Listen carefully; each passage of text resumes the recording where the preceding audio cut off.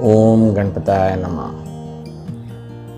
नमस्कार, आपका सभी का स्वागत मेरे चैनल पर। मैं संदीप कोरे, एस्ट्रोलॉजी और वास्तु तज्ञ।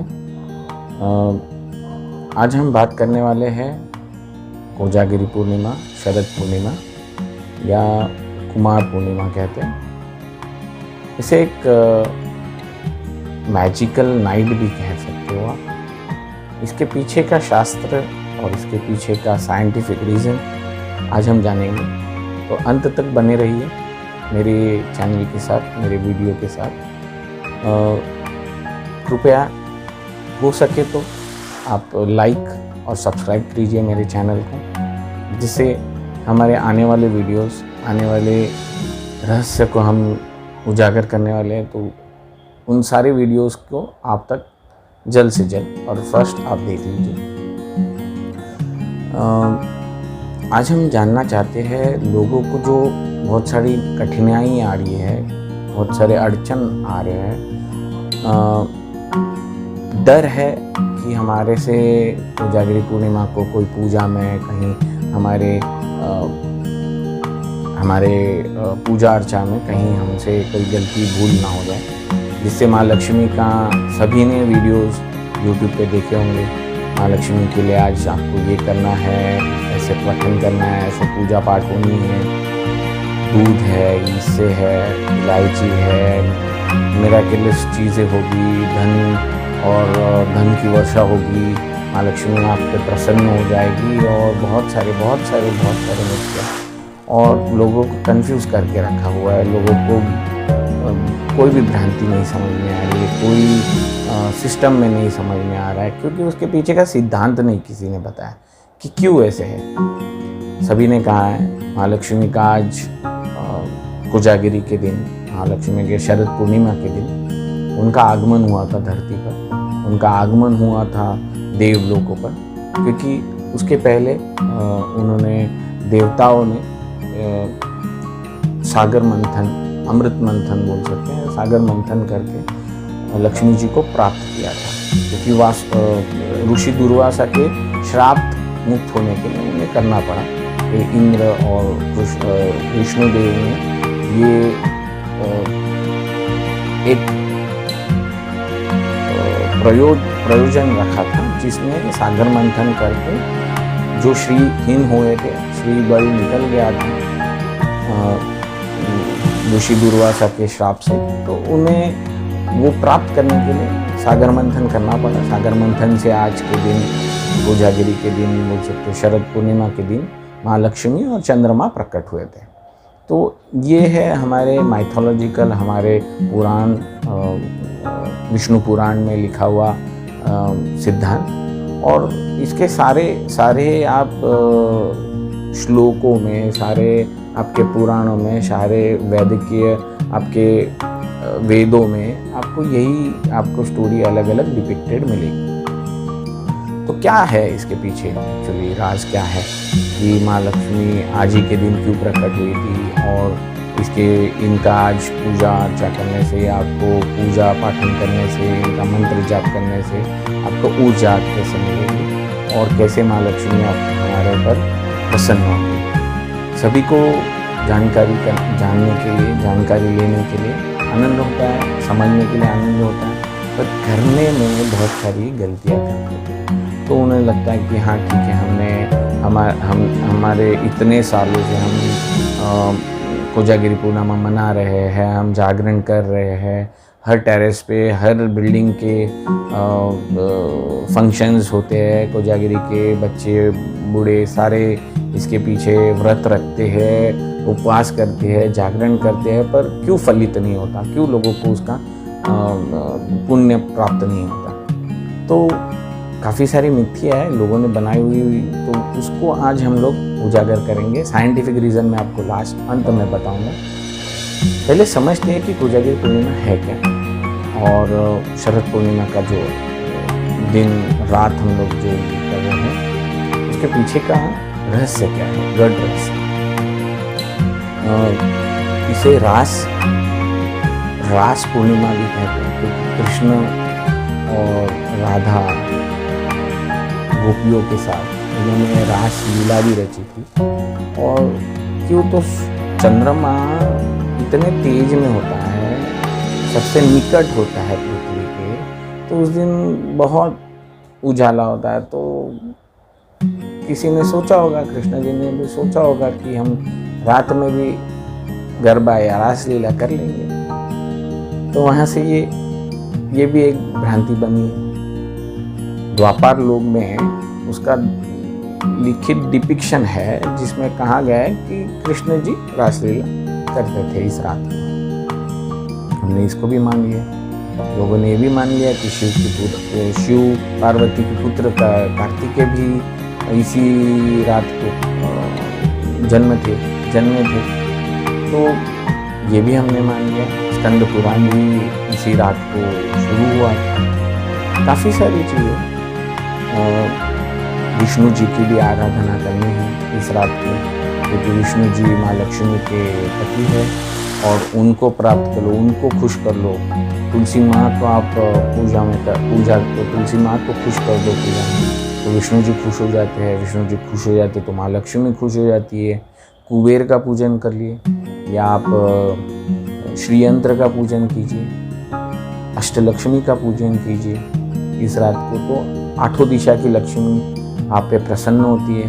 आठों दिशा की लक्ष्मी हमारे वास्तु के लिए, हमारे खुद के शरीर के लिए, हमारे पूरे घर परिवार के लिए अष्टलक्ष्मी, हर दिशाएं की एक लक्ष्मी होती है, वो आपको प्रसन्न करनी है। तो इस रात को आप वो भी कर लेते हो। पर क्यों आपका पूजा या आपकी मेहनत सफल नहीं होती, आप फलित क्यों नहीं होती? तो इसके पीछे का ये सिद्धांत ये है कि लोगों को यही लगता है कि हमें धन मिलेगा, हमें पैसे मिलेंगे, हमें करोड़पति होना है, सभी को पैसों की बहुत ललचा है।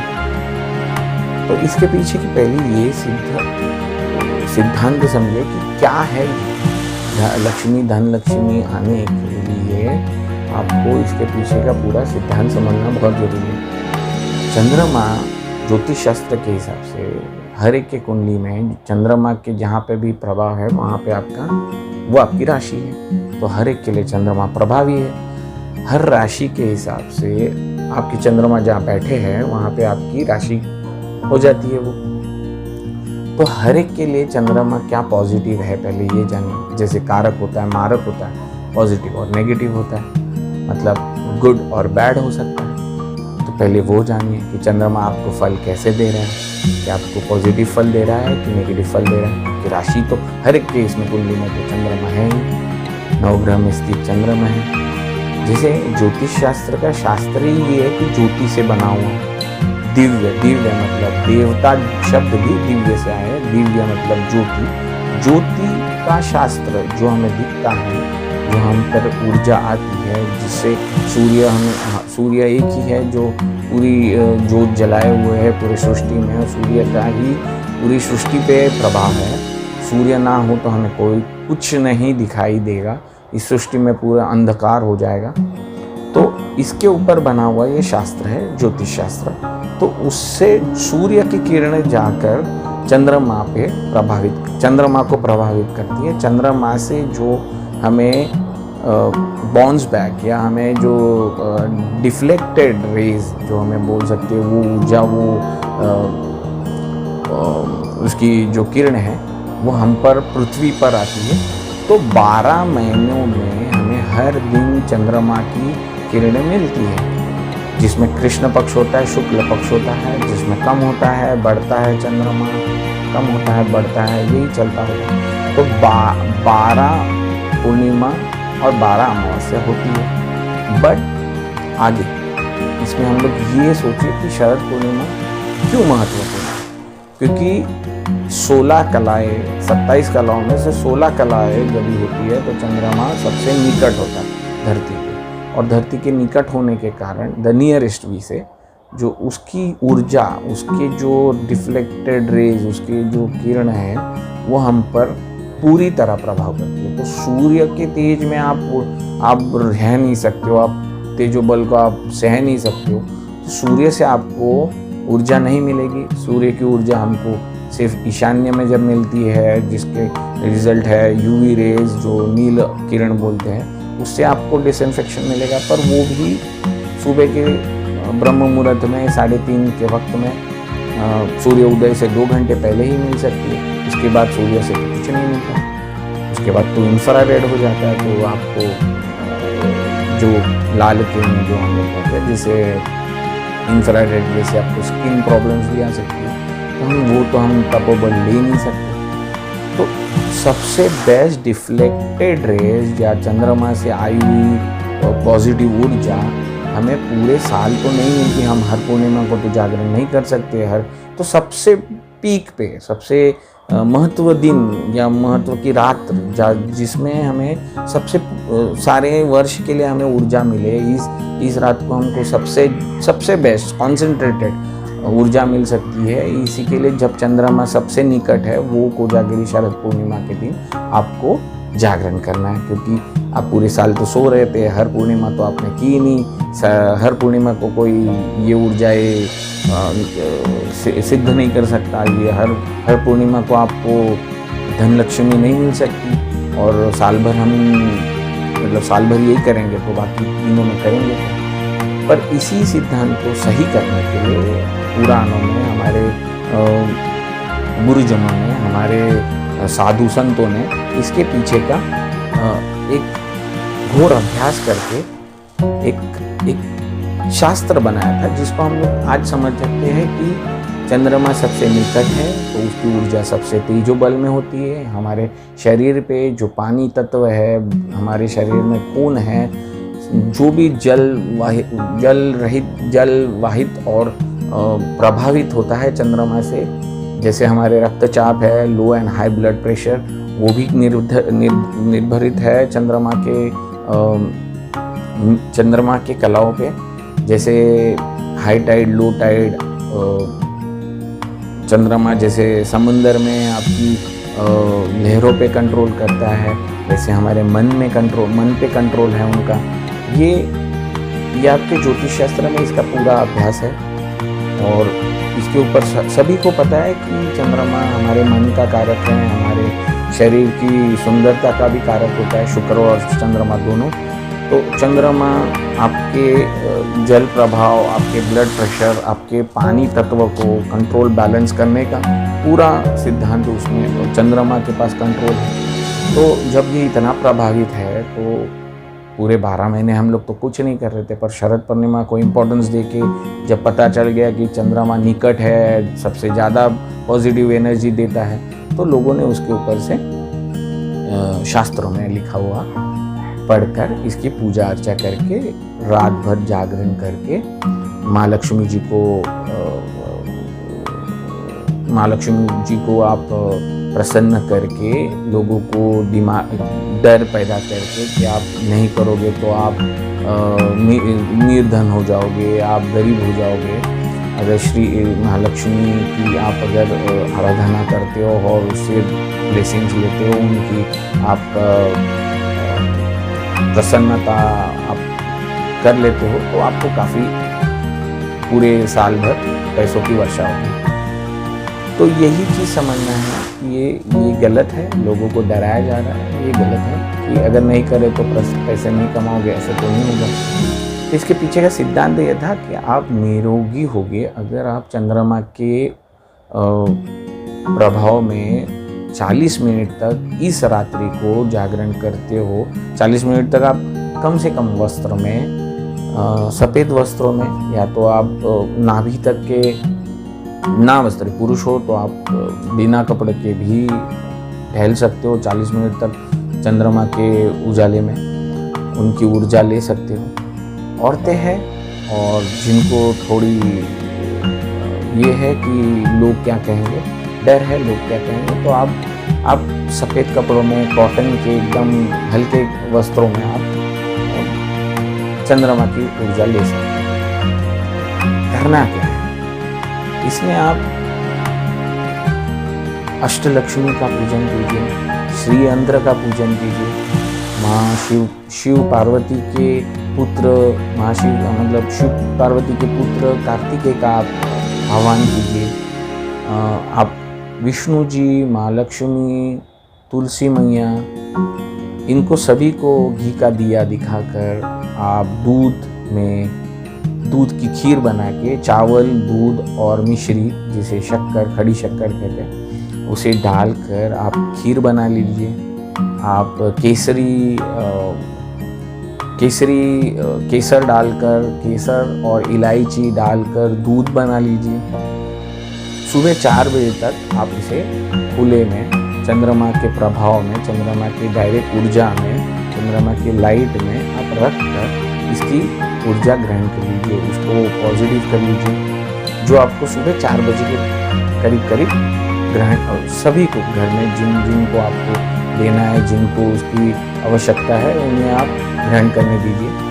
इससे क्या होगा, आपके सारे अवयव, सारे एनर्जी पॉइंट्स, आपके सारे चक्र वो बैलेंस हो जाएंगे। पानी तत्व को बैलेंस करेगा, आपके मन को बैलेंस करेगा, निरोगी होंगे। और इंग्लिश में कहा गया है, हर जगह कह देते हैं, जो निरोगी है वो ही धन अर्जित करता है। और इंग्लिश में ये कहा गया है कि हेल्थ इज़ वेल्थ। तो इसके पीछे कहना यही था पुराणों का कि अगर आप हेल्दी हो जाओगे, आप अगर निरोगी हो जाओगे, तो आपको धन तो मिल ही गया। तो इसी के लिए कहते हैं कि माँ लक्ष्मी का आपके ऊपर प्रसन्न है माँ लक्ष्मी, और आपको चारों दिशाएं से आपको पैसे और ये आएंगे, क्योंकि ना आपको डॉक्टर का खर्चा है, ना कोई मेडिसिन का खर्चा है। तो हर तरीके से आपके घर में ब्लेसिंग्स ही ब्लेसिंग्स हैं। काफ़ी तरीके से आपको हर जगह से आपके पैसे बचेंगे। आप जो भी कमाओगे वो घर में खाने पीने के लिए जो खर्चा करोगे वो तो आपकी ऐशो आराम के लिए खर्चा करोगे। तो इसी को कहते हैं कि माँ लक्ष्मी का आपके ऊपर प्रभाव होगा, माँ लक्ष्मी आप पे प्रसन्न होगी। तो यही था पीछे, उसके पीछे साइंटिफिक रीजन। आगे भी हम लोग बहुत सारे साइंटिफिक खुलासे करेंगे।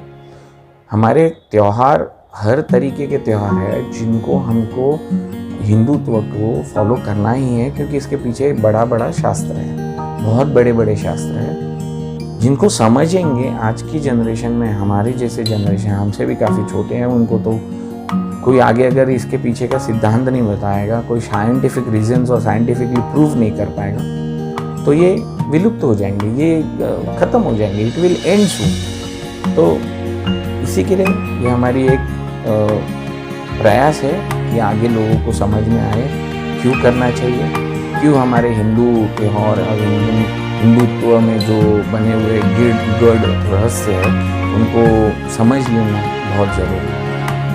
नमस्कार, आज के लिए इतना ही। आगे फिर मिलेंगे नए रहस्य। जय गुरुदेव।